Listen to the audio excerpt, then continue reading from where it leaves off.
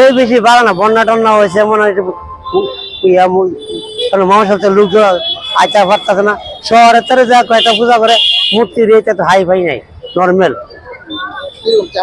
চাহিদা কোনো কম চাইতে না, মোটামুটি হালকা আছে, কোনে হালকা চাহিদা আছে একটু, গতবারের তুলনায় একটু হালকা, মানে একটু বেশি অক্ষম পূরণ দিতেছে না, কথাটা সন্ধ্যা থেকে পূরণ দেবো। পেটটি তো 800, 900, 1000, 1200 মূর্তি পূজা।